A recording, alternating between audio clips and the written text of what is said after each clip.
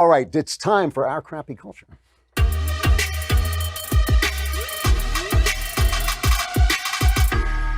Speaking of the founding, I have been rereading the Federalist Papers. I read the like kind of a selection of the great Federalist Papers just about, 10 years ago. Before that, read the entire Federalist Papers a long, long time ago. So I thought, with all this chaos going on, I just want to remind myself of what the country is, how it started. And the thing about the founders, when you talk about a God-touched country, the fact that those men, that people like Madison, Franklin, Washington, Jefferson, Adams, that they were Hamilton, that they were in the same building at the same time, only the big chess hand of God could have moved those pieces into place.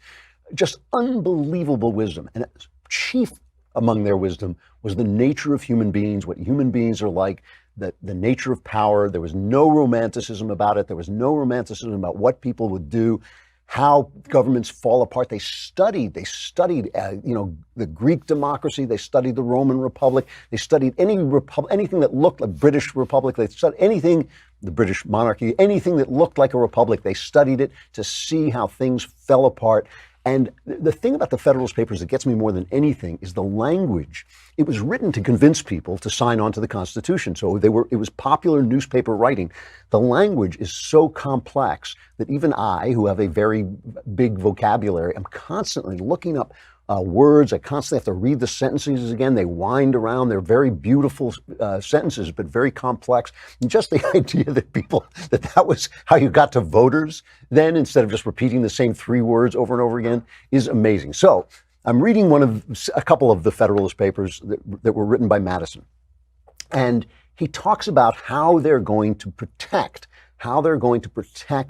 the government from becoming a tyranny, how they're not going to keep government from being a tyranny, because it's the nature of power to expand itself. And he talks about the fact that we want to keep this federal system, the states involved, because if you have more citizenship, if you're a citizen of a state as well as of the country, then there'll be rival interests fighting off against each other. And that was what they wanted to do. But he says this thing in a kind of offhanded way. He's talking about how a number of governments, state level, federal level, will protect our freedom. But he says this: besides the advantage of being armed, which the Americans possess over the people of almost every other nation, the existence of subordinate governments to which the people are attached and by which the militia officers are appointed forms a barrier against the enterprises of ambition, more insurmountable than any which a simple government of any form can admit of. So he says, besides the advantage of being armed, which the Americans possess over the people of almost every other nation.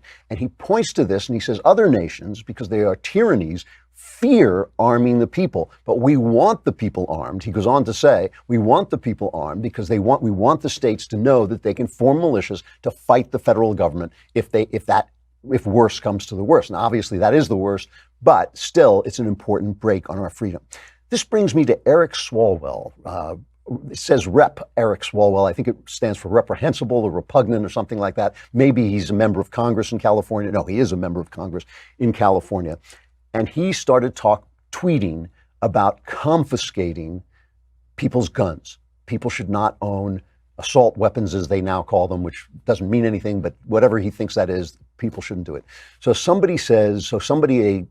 conservative tweeter tweets back, Joe Biggs. He tweets, so basically, Representative Swalwell wants a war, because that's what you would get. You're out of your effing mind if you think I'll give up my rights and give the government all the power. And Representative Eric, or reprehensible or repugnant or repulsive, Eric Swalwell tweets back, it would be a short war, my friend. The government has nukes, too many of them, but they're legit. I'm sure if we talked, we could find common ground to protect our families and communities. So give up your guns or we'll nuke you. That's what he's saying. Now, I'm willing to say that he was joking, but I think the joke was revelatory of the angry leftist dreams that leftists dream. I think that this is the kind of thing that they dream about. And when he was challenged on this, he said, don't be so dramatic. No one is nuking anyone or threatening that. I'm telling you, this is not the 18th century. The argument that you would go to war with your government if an assault weapons ban was in place is ludicrous and inflames the gun debate, which is what you want. Well, first of all, this is nonsense. We know, look, we've been fighting in Afghanistan for, 17 years at this point? We can't beat them. We couldn't beat the Vietnamese. believe me, you're not going to nuke New York. It's really Swalwell who's talking nonsense. And he's talking it because this is the way he thinks of the people. And when he talks about this is not the 18th century, there is one thing that hasn't changed. What hasn't changed is human nature. And so I want to just end with this also from Madison, also from the Federalist Papers, where he says it may be a reflection on human nature that such devices should be necessary to control the abuses of government.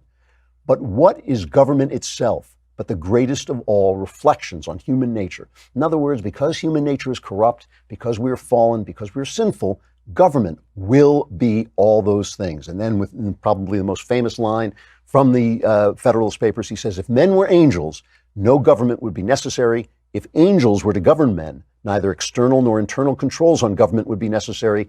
In framing a government which is to be administered by men over men, the great difficulty lies in this. You must first enable the government to control the governed, and in the next place, oblige it to control itself. A dependence on the people is no doubt the primary control on the government, but experience has taught mankind the necessity of auxiliary precautions. Swalwell's treat about nuking Americans if they will not surrender their guns to him proves that human nature has not changed a bit. Hang on to your guns.